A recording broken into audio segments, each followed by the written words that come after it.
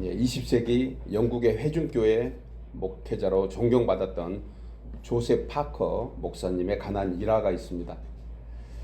조셉 목사님께서는 안타깝게도 사모님이 먼저 세상을 떠났습니다. 그리고 조셉 목사님은 장례를 치르면서 묘비를 만드는 사람에게 사망일자 밑에 사망이라는 그러한 문구 대신에 승천하다 라는 그런 내용의 문구를 새겨달라고 부탁을 했습니다. 그 이유에 대해서 조셉 목사님은 이렇게 설명을 합니다. 성도는 죽는다고 해서 모든 것이 끝난 것이 아니다.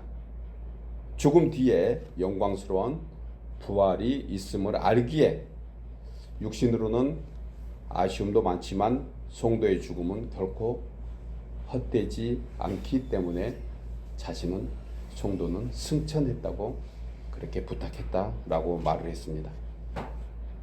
그리고 그 후 조셉 목사님이 세상을 떠날 때도 그의 친구들은 그의 묘비에 1902년 11월 28일 승천하다 그렇게 썼다고 합니다. 조셉 목사님의 부활의 신앙은 사망 권세를 깨뜨리시고 부활의 첫 열매가 되신 예수님처럼 자신도 부활할 것을 확실히 믿고 있었던 것입니다. 여러분, 이처럼 부활 신앙은 우리에게 참으로 복되고 소중한 부활의 첫 열매가 되시는 주님을 따라서 우리도 부활의 영광에 참여할 수 있게 될 줄 믿습니다. 이 신앙은 바로 부활 신앙의 기초이며 전부일 수 있습니다. 그래서 하나님의 자녀된 우리는 이렇게 찬양하며 외칠 수 있습니다. 예수 부활, 내 부활, 예수 생명, 내 생명. 우리 함께 외칠까요? 시작. 예수 부활, 내 부활, 예수 생명, 내 생명. 우리 한 번 더 확신하면서 주 앞에 기도하는 마음으로 외칩니다. 시작. 예수 부활, 내 부활, 예수 생명, 내 생명. 아멘입니다.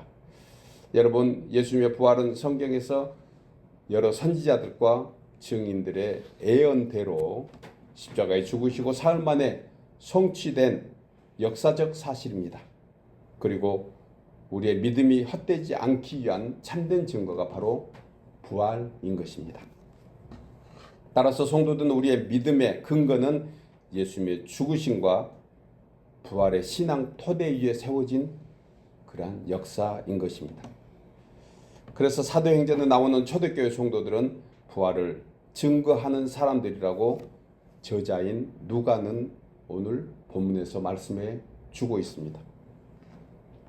여러분, 초대교회의 역사를 보면 그 당시에 교회를 위협하고 성도들을 대적하는 유태인들과 거짓 종교자들의 그러한 음모와 거짓과 또 정치인들의 부활의 증거를 없애려고 하는 헛소문들, 이 모든 것을 가지고 저들은 예수님의 부활이 헛되다고 그렇게 거짓 증거를 유포했습니다. 어떤 사람은 예수가 죽었다가 부활한 것이 아니고 기절했다가 깨어난 것이다 라고 얘기하기도 합니다. 더러는 제자들이 시체를 훔쳐다가 꾸민 것이다. 어떤 사람은 여자들이 다른 빈 무덤을 보고 착각하고 또 예수를 봤다는 것은 환상에 불과할 뿐이다라고 거짓 증거를 퍼뜨립니다. 그러다 보니 당시 성도들은 영적으로는 유대인들과 종교 지도자들에게, 세상적으로는 로마로부터 핍박과 온갖 위협을 받았지만 주님의 부활은 인간적인 어떤 방법이나 회방으로 막아낼 수 없었던 것입니다. 여러분, 이 능력이 어디서 왔을까요? 바로 오순절 120문도가 마가 다락방에서 모였을 때 불의 혀같이 성령께서 임재하심으로 그들 모두가 성령 충만을 받아 그 무엇으로도 형용할 수 없는 부활의 증거들이 나타난 줄 믿습니다. 오늘 본문 배경에 이 같은 상황을 말하고 있습니다. 50일 전만 하더라도 계집종이 했던 말 한마디, 그 말이 두려워서 3번씩이나 예수님을 부인했던 베드로와 제자들. 그런데 이제 죽음조차 두렵지 않고 담대하게 세상 권세자들 앞에서 선포한 부활의 주 예수를 영접하라. 이 선포는 지금 이 시대는 쉽게 들릴지 모르지만은 그 당시는 목숨을 내놓는 그러한 선포였던 것입니다. 여러분, 저는 오늘 부활절을 맞이해서 성령의 충만함을 입은 베드로가 선포했던 말씀, 부활의 주 예수를 영접하라. 이 말씀을 오늘 말씀을 두고 있는 저희들에게도 하신 말씀인 줄 생각하고 부활의 주 예수를 영접할 때 우리에게 어떤 삶이 되는지, 우리에게 어떤 역사가 일어나는지 세 가지로 함께 생각하며 은혜를 나누려고 합니다. 첫째로 부활의 주 예수를 영접하면 죄와 사망의 권세에서 자유하게 됩니다. 나누어 있겠습니다. 부활의 주 예수를 영접하면 죄와 사망의 권세에서 자유하게 됩니다. 본문 24절에서 이 말씀을 하고 있는데요. 하나님께서 그를 사망의 고통에서 풀어 살리셨으니 이는 그가 사망에 매어 있을 수 없었습니다. 본절에서 사도 베드로는 예수님의 부활은 세상의 어떤 힘이나 인간적인 방법으로 결코 막을 수 없는 하나님의 정확하게 계획된 그리고 섭리이며 하나님께서 친히 역사하신 그런 내용임을 다시 한번 우리는 생각해야 합니다. 여러분, 과거에 먹고 살기 힘들 때는 우리의 어른들이 가난이 두렵다고 말씀하기도 했습니다. 아마 우리 많이 들어봤을 거예요. 가장 두려운 것은 배고픔과 추위와 헐벗음과 그리고 이 가난들이 두는 고통들이었습니다. 그래서 그 시절에는 대부분의 사람들은 먹고 사는 끼니 걱정이 하루 일과였고 또 이 같은 가난은 가장 큰 불행이고 최고의 고통이었던 시절이 분명히 있었습니다. 그런데 사실 사람에게 이 가난보다 훨씬 더 두렵고 고통스러운 일이 있습니다. 무엇일까요? 죽음입니다. 가난보다 더 고통스러운 것은 사람이 사망하는 것일 것입니다. 그리고 이 죽음은 누구에게나 피할 수 없는 최악의 고통인 것을 우리는 그 죽음 앞에서 많이 생각하게 됩니다. 그런데 히브리 기자는 히브리서 9장 27절에서 사람이 한 번 죽는 것은 정해진 일이요 그 뒤에는 심판이 있다고 했습니다. 그래서 사실 죽음은 인간이 겪는 고통 중에 가장 큰 고통이며 슬픔이지만 그 후에 있는 심판이 더 무섭고 두려우기에 우리는 죽음을 두려워하는 그러한 마음을 갖게 됩니다. 그런데 여러분 생각해 보세요. 만약 사람이 죽었다가 살아날 수만 있다면 누가 죽음을 두려워하겠습니까?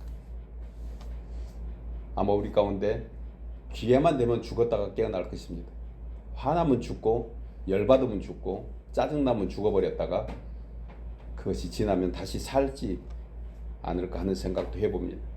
그러니 사람이 죽었다가 살 수 있다고만 믿는다면 그 사람에게 두려움이 사망이 결코 두려움으로 여겨지지 않을 것입니다. 그래서 부활을 믿는 우리는 결코 사망의 권세인 고통과 눈물도 없는 이유가 바로 무엇일까요? 성도는 죽어도 다시 살기 때문에 그렇습니다. 우리에게는 주님과 같은 부활이 있는 것을 믿기 때문에 그렇습니다. 본문에서 이 말씀을 베드로가 군중 앞에서 이렇게 담대히 할 수 있는 능력이 무엇일까? 부활하신 주님을 내 구주로 영접한 후 죄와 사망의 권세에서 굴복하지 않고 나는 죽어도 살겠고 살아서 내가 주를 믿음으로 영원히 죽지 않으리라는 신앙 고백이 베드로의 담대함을 보여준 증거인 줄 우리는 생각해야 합니다. 사도 바울은 로마서 6장 23절에서 죄의 대가는 죽음이라고 했습니다. 그런데 하나님의 선물이 또한 있습니다. 우리 주 예수 그리스도 안에서 누리는 영원한 생명이라는 것입니다. 그러면서 로마서 8장 1절에서 이제 그리스도 안에서 있는 자에게는 결코 정죄함이 없나니 이는 그리스도 예수 안에 있는 생명의 성령의 법이 죄와 사망의 법에서 너를 해방하였음이라고 했습니다. 여러분, 이 말씀 붙잡으시기를 주의 이름으로 축복합니다. 이 말씀 붙잡는 자는 영원한 생명 안에 사는 그러한 은혜를 입고 살게 됩니다. 여러분, 결국 사람이 죽는 이유는 죄로 말미암은 것인데 이미 골고다 십자가의 주의 보혈로 우리의 모든 죄를 다 씻겨주시고 마지막 숨 넘어가실 때 한 말씀 하신 다 이루었다, 모든 것을 다 갚았다 선포하심을 믿고 이제 죄와 사망의 권세는 사라지고 부활의 열매가 되신 우리 주 예수 그리스도의 권세만이 우리의 삶에 가득할 줄 믿는 저희들 되기를 다시 한번 소원합니다. 사랑하는 여러분, 부활의 주님을 자신의 구주로 영접하셨습니까? 그렇다면 이제 죄와 사망의 권세에서 자유하게 됨을 믿고 죄와 사망의 권세에서 자유함을 얻은 우리는 이제 다시 한번 부활의 소망으로 살아가게 될 줄 믿습니다. 이 자리에 함께 다시 한번 부활의 주 예수 그리스도를 영접한 저희들에게 이러한 은총이 충만하시기를 주의 이름으로 축복합니다. 두 번째로 부활의 주 예수를 영접하면 영원한 생명을 얻고 기쁨의 삶을 살게 됩니다. 우리 나누어 읽겠습니다. 부활의 주 예수를 영접하면 영원한 생명을 얻고 기쁨의 삶을 살게 되리라. 본문 28절에 주께서 생명의 길을 내게 보이셨으니 주 앞에서 내게 기쁨이 충만하게 하시리로다 라고 말씀합니다. 이 고백은 사도행전의 저자인 누가가 다윗이 고백한 시편 16편 8절 이하의 말씀을 인용한 것입니다.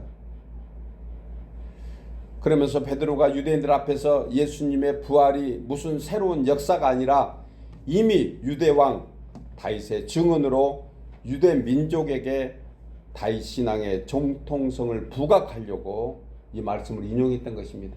대상이 바로 다윗의 자손이라고들 얘기하면서 예수의 부활은, 예수의 죽으심과 대속의 은총은 믿지 못했던 저들에게 바울은 예수님의 부활이 당연하고 예수님의 부활은 정당하다는 것을 부각하기 위해서 이 말씀을 인용했던 것입니다.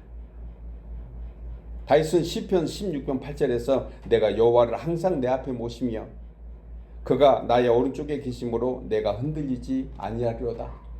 오늘 우리 집사님 기도하시면서 부활의 주를 믿는 저희들이 흔들리지 않게 해주옵소서 기도한 내용이 바로 이 본문 안에 있었던 내용과 동일한 것입니다. 부활의 주님을 중심 잡고 있으면 결코 흔들리지 않습니다. 세상에 아무리 강한 쓰나미가, 지진이, 여파가 우리를 흔들려고 하더라도 우리의 믿음만은 흔들 수가 없는 것입니다. 그것이 바로 내 감정이 아니고 부활의 주님을 믿는 저희들의 믿음인 줄 우리는 깊이 생각해야 합니다. 그러면서 다윗은 나의 마음이 기쁘고 나의 영도 즐거워하며 내 육체도 안전히 살리니 이는 주께서 내 영혼을 음부에 버리지 아니하시며 주의 거룩한 자를 멸망시키지 않을 것임이라. 여러분, 성도가 예수의 부활을 믿는 성도는 이제 지옥 권세 맛보고 싶어도 맛볼 수가 없는 사람들이 된 것입니다. 우리 모두는 천국 백성이 된 것입니다. 예수의 부활을 소망하는 저희들은 이 땅에서도 그와 같은 은혜로 살게 하시는 것입니다. 그것이 바로 기쁨과 즐거움입니다. 여러분, 생각해 보세요. 다윗의 인생은 한마디로 고난과 전쟁의 연속이었습니다. 그는 처음 전쟁터에 나가서 적장 골리앗을 돌멩이 하나로 쓰러뜨린 소년 다윗의 나이가 그 당시에 15이었습니다. 그 후에 죽는 날까지 70평생을 안팎으로 평안한 날이 거의 없는 인생이었습니다. 다윗은 가까운 친구들은 물론 심지어 자식들까지도 자신을 위협하고 주위의 강대국의 끊임없는 전쟁과 대적으로 말미암아 그야말로 바람 잘 날 없는 인생이었습니다. 우리의 삶은 어떻습니까? 우리도 문제 하나 해결되면 또 새로운 문제가 우리 앞에 놓여 있지 않습니까? 그래서 우리의 인생 또한 다윗과 같이 바람 잘 날 없는 그러한 인생들을 우리도 보내고 있지 않나 생각하게 됩니다. 그럼에도 불구하고 다윗은 내 영혼이 기쁘고 즐거워하며 육체도 안전히 살리니 이런 확신의 고백을 하는 이유가 무엇일까요? 우리도 사는 것이 힘들고 때로는 어렵지만 그래도 주 안에 있는 저희가 기쁘다고 즐거워하다고 찬양할 수 있는 이유가 또한 무엇일까요? 본문 28절에 다윗은 이렇게 고백합니다. 우리의 고백이기를 바랍니다. 주께서 생명의 길을 내게 보이시리니 주 앞에는 충만한 기쁨이 있고 주의 오른쪽에는 영원한 즐거움이 있나이다. 여러분, 다윗의 이 같은 고백 신앙은 어떤 일시적인 세상의 즐거움이나 기쁨으로 나오는 것이 아닙니다. 자신에게는 주의 은혜가 영원했기 때문에 그는 즐겁다고 기쁘다고 고백한 것입니다. 다윗은 부활의 주님을 항상 자신의 목전에 두고 바라봤기 때문에 그에게 바람잘날 없는 고통 같은 인생이었지만 그래도 그는 즐겁고 기쁘다고 고백하게 된 것입니다. 저와 여러분도 이 같은 다윗의 고백이 우리의 신앙 증거가 되기를 다시 한번 소원해 봅니다. 따라서 본절에서 말한 베드로의 기쁨은 단순한 환경적 즐거움이 아니고 고난과 나그네의 삶 같은 그러한 세상 속에서도 부활의 산 소망으로 하나님을 믿는 믿음이 오히려 고난 속에 더해졌던 것을 그는 기쁨이라고 얘기했습니다. 이 같은 베드로의 부활 신앙은 실패와 연약함을 넘어서 이제는 부활의 주 예수 안에서 참된 자유와 기쁨을 누리며 더 나아가 고난을 영광으로 승화시키기 위해서, 여러분 전승에 보면 베드로는 어떻게 죽음을 맞이했습니까? 그는 스스로 거꾸로 십자가에 못 박혀 죽음을 당했습니다. 예수님은 옳게 십자가에 못 박혀 죽으셨으니 자신은 그 예수님의 은혜를 생각하면 거꾸로 죽임을 당해도 본인은 행복하다는 것입니다. 바로 예수님 때문에 살았던 인생입니다. 여러분, 이 같은 부활의 생명은 한마디로 영생의 삶을 얘기합니다. 그래서 부활의 주 예수 그리스도를 영접하면 죽어도 살겠고 살아서 믿는 우리는 영원히 죽지 않을 줄 믿습니다. 이것은 바로 부활의 주님이 영원히 함께 하시기 때문입니다. 이런 인생은 하나님께서 책임져 주십니다. 히브리 기자는 히브리서 11장에서 이런 사람을 세상이 감당할 수 없다고 했습니다. 저와 여러분은 세상에 속하지 않습니다. 우리 모두는 천국 백성이 되었습니다. 이 같은 확신을 가진 사도 바울은 고린도전서 15장에서 이제부터 내 생명은 내 것이 아니다라고 얘기합니다. 덤으로 사는 인생이 되었다고 고백합니다. 우리도 이제 덤으로 사는 인생이라는 고백을 하며 살아야 합니다. 우리의 생명은, 우리의 남은 삶은 값주고 사신 분의 것이 되었기 때문에 그렇습니다. 우리는 우리 것이 아닙니다. 우리의 모든 소유는 다 주께로부터 온 것인 것을 고백해야 합니다. 여러분, 어떤 가치를 표현할 때 그 가치를 표현하는 것 중에 품자가 들어가는 그러한 내용들의 단어가 있습니다. 예를 들어서 품위, 품격, 인품, 기품, 그리고 물건에도 품자에 가치를 넣어서 부르는 내용이 있습니다. 상품과 작품입니다. 상품과 작품, 이 둘에는 어떤 차이가 있을까요? 정리해보면 상품은 값이 매겨져 있습니다. 그런데 작품에는 정해진 값이 없습니다. 또한 상품은 팔리는 것이 목적이라 하면 작품은 그 만드는 사람의 영광을 드러내는 목적을 가지고 있습니다. 그런데 이 둘의 공통점이 있습니다. 공통점이 무엇이냐면 누구의 손에 들려 있느냐 하는 것입니다. 사도 바울은 고린도전서 6장 19절에서 이 내용을 말씀합니다. 너희 몸은 너희가 하나님께로부터 받은 바 너희 가운데 계신 성령의 전인 줄 알지 못하느냐? 너희는 너희 자신의 것이 아니고 값으로 산 것이 되었으니 그런즉 너희 몸으로 하나님께 영광을 돌리라. 이제부터 우리가 왜 주 안에서 강건히 살아야 됩니까? 우리가 왜 복되게 살아야 됩니까? 왜 행복하고 기쁨으로 살아야 됩니까? 그것이 바로 우리가 사는 것이 아니고 우리가 주님 안에서 살아가는 이유 때문에 그런 줄 믿습니다. 그래서 이것을 성경은 하나님께 영광을 돌리는 것이라고 말씀합니다. 우리는 하나님의 작품들입니다. 주님의 손에 들려 있는 것입니다. 값으로 매길 수 없는 인생들입니다. 소소한 값을 매기고 있는 세상의 어떤 상품에 어떤 가치에 우리의 마음이 뺏길 이유가 전혀 없습니다. 우리는 하나님의 가치로 매겨져서 그 가치는 형용할 수 없는 가치를 가지고 있습니다. 바로 예수 그리스도 하나님의 아들 독생자를 친히 죽이시기까지 그리고 우리를 살리신 것, 그 가치가 우리 안에 있는 줄 믿으시기 바랍니다. 사랑하는 여러분, 너는 내 것이라 그리고 내가 너와 영원히 함께 하리라 말씀하신 그 주님의 놀라운 가치를 받은 저희들, 이제 다시 한번 세상의 어떤 상황에서도 나의 가치가 얼마나 귀한지, 존귀한 자녀인지 깊이 생각해서 하나님의 음성이 이 부활의 아침에 우리 심령 중심에 다시 한번 깊이 임하시기를 소원합니다.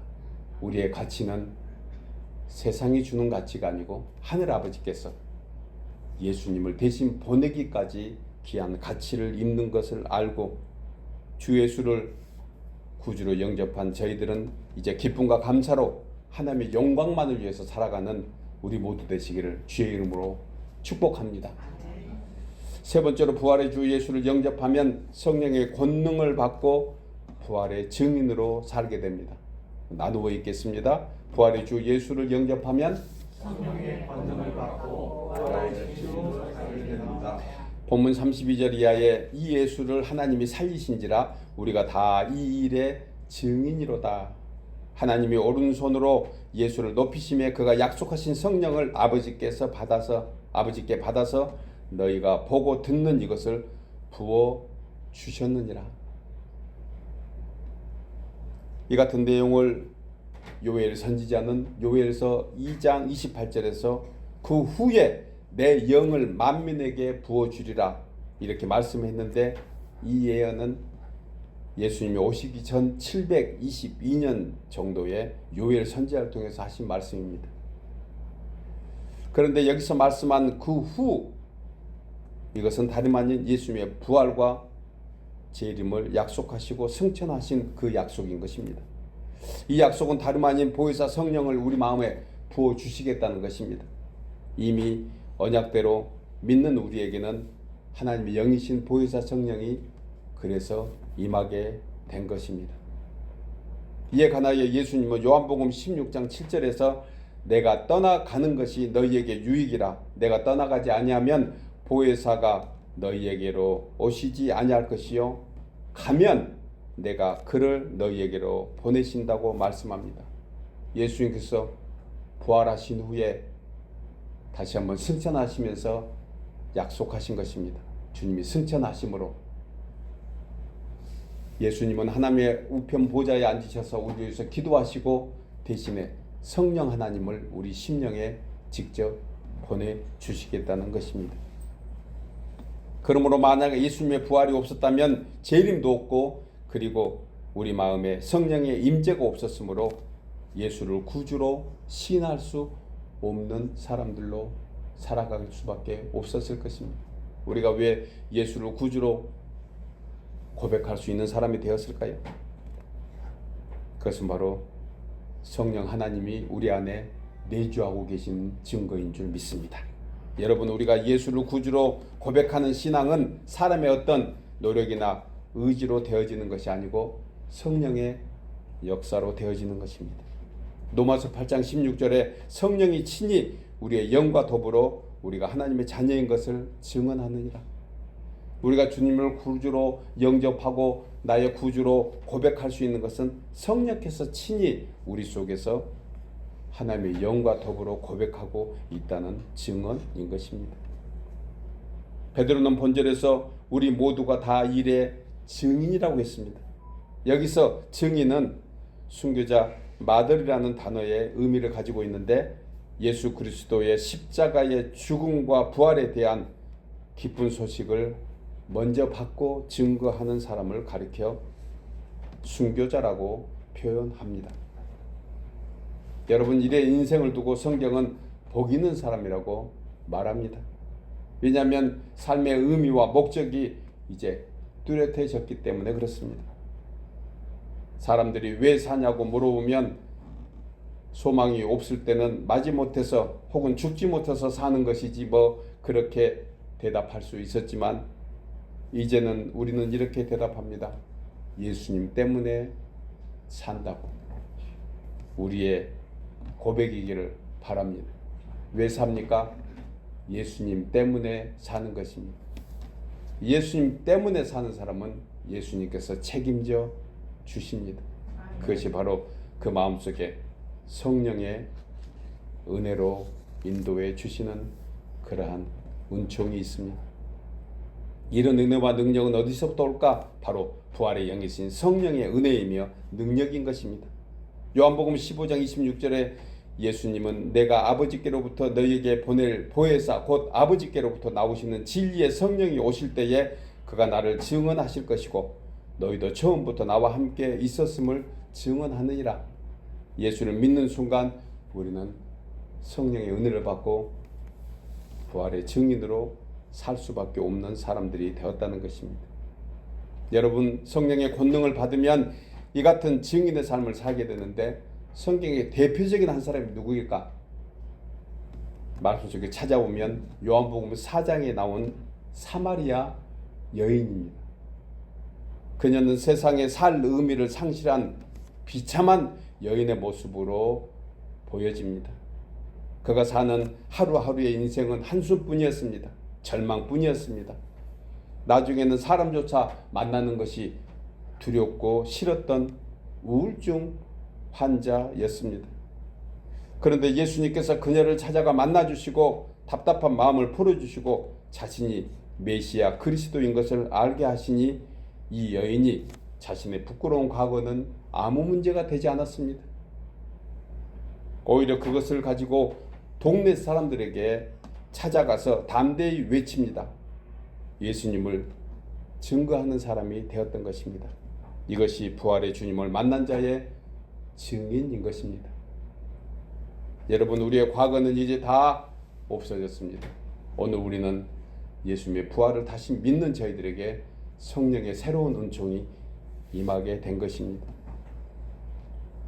이처럼 부활의 주님을 만났을 때 하나님께서는 믿는 자의 증거로 보여주시고 보혜사 성령을 우리 마음에 부어주시고 죄인에서 의인으로 힘들고 어렵고 가난한 자에서 부유하고 넉넉한 자로 우울증 환자 같은 우리의 모습 속에 기쁨과 감사로 살아가게 할 줄 믿습니다.